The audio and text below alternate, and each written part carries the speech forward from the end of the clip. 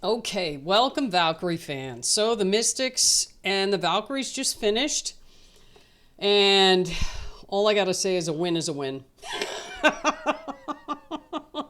Oh, that was a fugly fourth quarter. That was fugly. I was screaming at the TV, please make a basket. Someone just make a shot.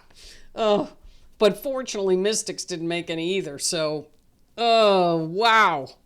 What a great first quarter. And then they were okay in the second and the third, but we stopped shooting threes. We stopped working the ball and getting open threes and hitting them.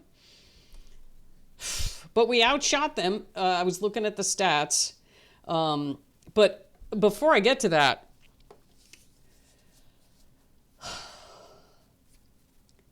I found it interesting the way Natalie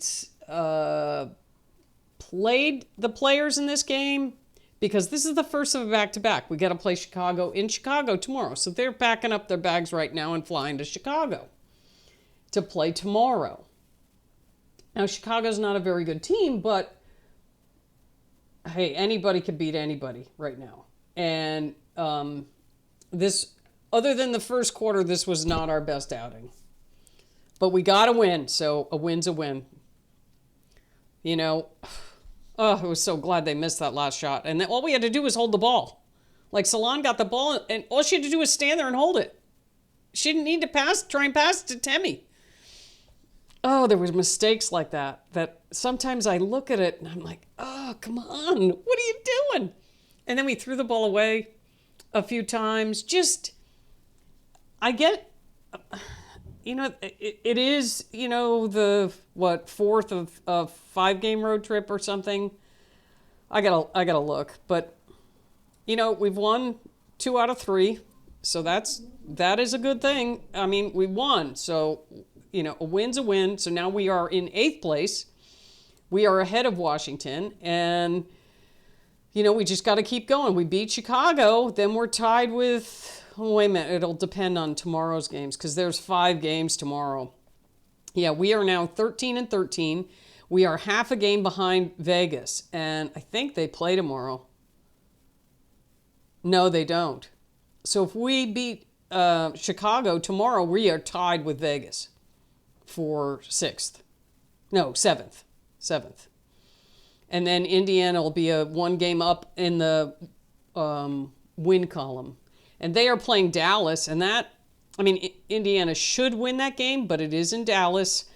And Dallas is streaky. And if Paige and EEK play well and some of their other players play well, they could beat Indiana. I mean, that's not a given. But, if Indiana plays their normal game and Dallas plays theirs, Indiana probably should win. But if they don't, then then we're tied in the loss column with Indiana too. So this is how everything is getting really interesting because there's a whole, look at all the teams in that group there. And, all the way up to Phoenix. Phoenix is only 3 games ahead of us. They've got 10 losses, and they are playing Atlanta tomorrow. That one could go either way. And if Atlanta loses, they're only 1 game ahead of us in the loss column. I don't go by the wins because teams have played different amount of games. The Liberty should win. They're playing Connecticut. Although, they've been, without Breanna Stewart, they are not. And then we have the Sparks in Seattle. And that could go either way. It depends on which Seattle team shows up. The Sparks have been playing better, but the last game they didn't. It comes down to who's shooting well at the time. So, but we got to take care of business. We got to get that Chicago game. So let's go back to this game. We had 16 turnovers. We should have won this game by at least 10 points. And we threw the ball away and then just a very lethargic fourth quarter. But you know what? I'm going to let it go. We shot 38% from the floor. We actually shot better from 3-point range than we did from 2-point range. 42% from 3, but we stopped shooting them. Or we waited till they were on us. What Emily Ingsler stuffed Kate Martin and I think and Carla, because we weren't, there was no crispness to the passes so that the person could get open. I don't know why we weren't trying to, I mean, I guess we were, but trying to set picks to get those shooters open. They looked tired, to be honest. I mean, especially in the fourth quarter, they looked tired. We only had, we had 4 players in double figures. Repair had 11. She hit some threes. She was 3 for 5 from 3. She hit them. We were doing really well in the first half. We were up 12, I think. What was the score at the... We were up 12. Yes, we were up 12 at halftime. And then we just slowly let them back in the game just by turnovers and just not... There was no urgency in the second half. They still played okay, but there wasn't the urgency. Like Citron stepped right in front of Kate Martin on a pass. Like, just take that one step to the ball and she fouls you. I'm not going to complain about it. It's just stuff that I think we should be doing. If we could do that better, we'd be beating teams by more than 1 point. Let's put it that way. So, but a win's a win. So Repair was 3 for 7. She did okay too down low because we did the one really good thing was get Iriafin in foul trouble. I wish we could have driven more on Austin, but we did, and we were getting stuffed. We were getting stuffed. They had, how many blocks did they have? They had 8 blocks on us. That was just, so we didn't get the fouls. And then who was it that went up? I think it was Salon. I don't know who it was. No, it was Letitia Amihir went up and Sykes skied.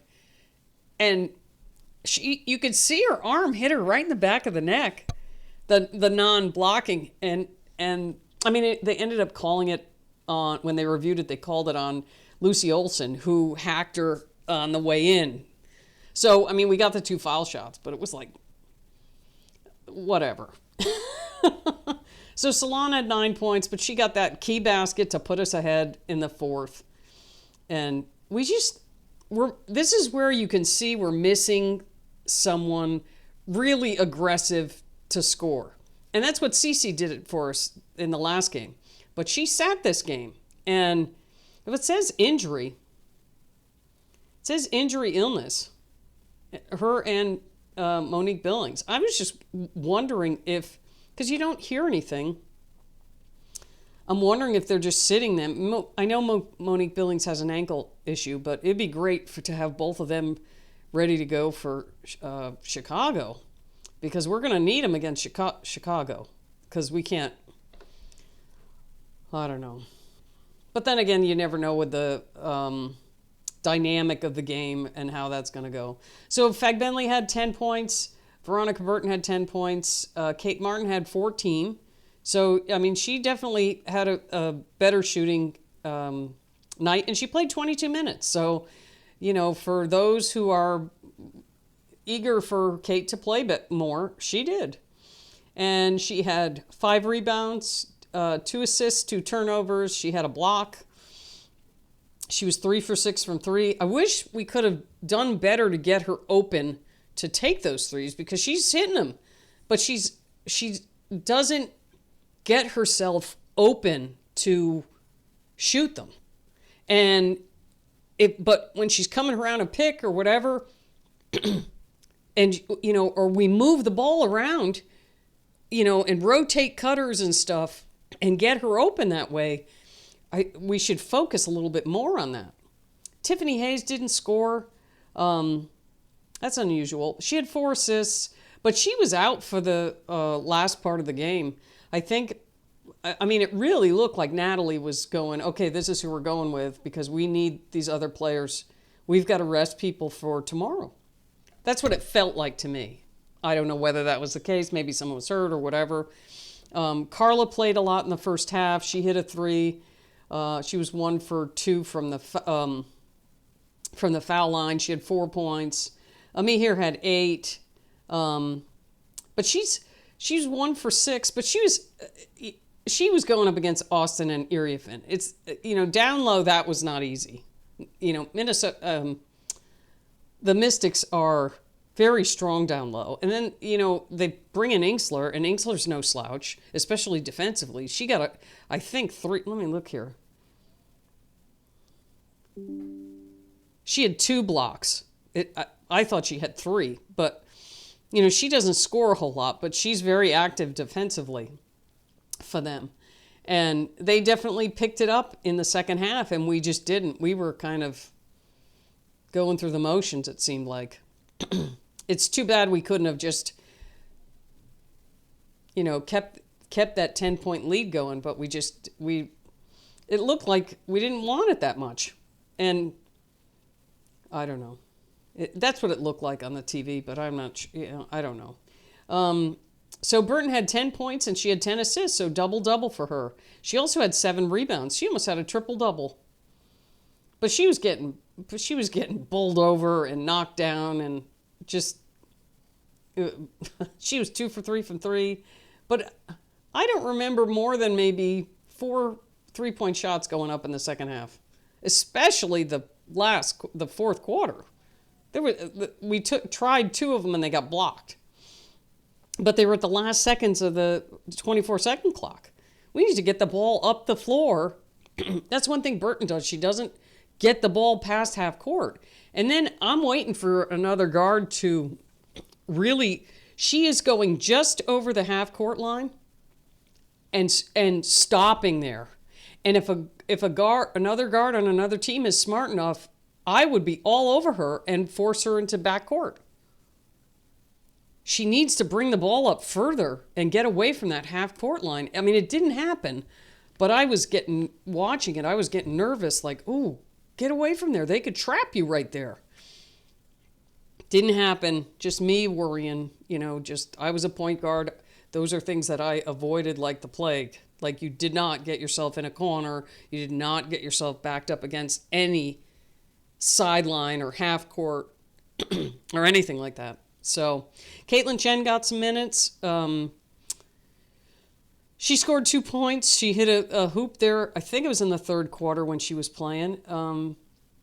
Let's see, what else here? Ami here. She was also playing really well defensively because they were rotating Temi, Ami here, and Rupert on Inksler, Iriafin, and Austin. And Austin can be a terror when she wants to be. But we held her in check pretty well. She only scored 10 points. So Iriafin had 4 fouls. Austin only had 2. So we didn't get her in foul trouble. But she only shot 37%. So that was good.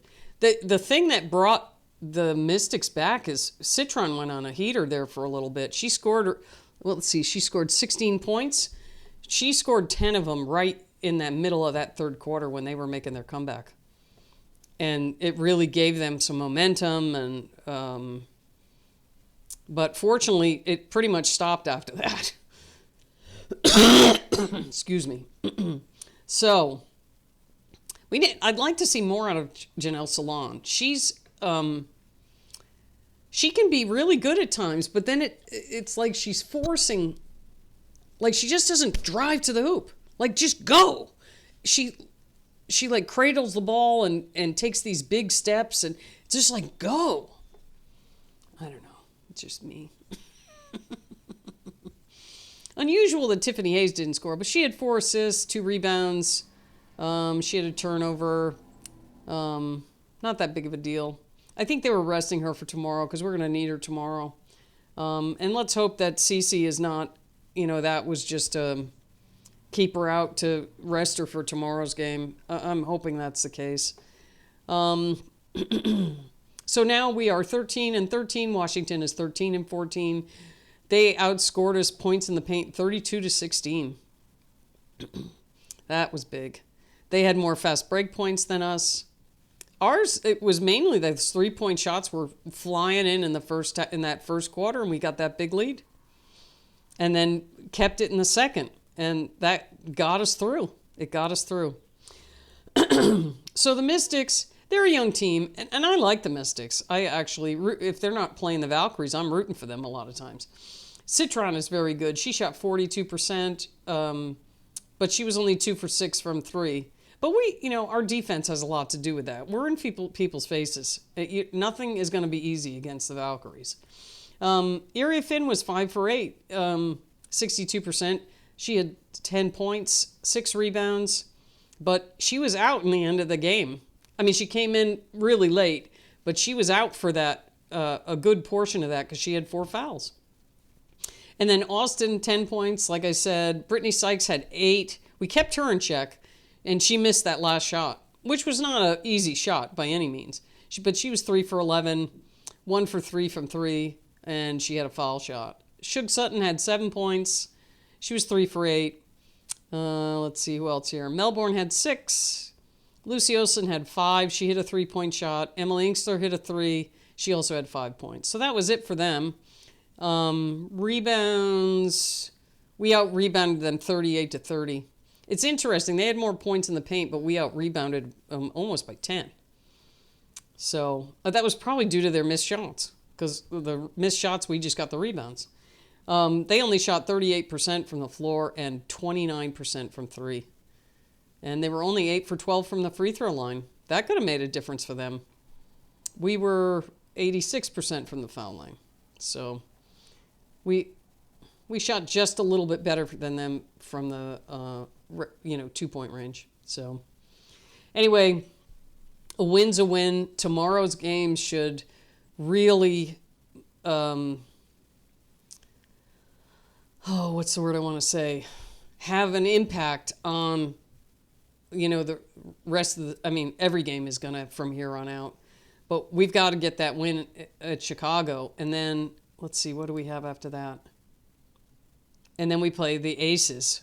So we still got one more on the road. So we're going to have to, we play Sunday. So we're playing Friday, then we get a day off, and we got to fly to Vegas. And we got to play Vegas. So let's hope Monique Billings is ready for that one, and Cece's ready for that one. And, mainly with the Aces, you just got to keep Jackie Young and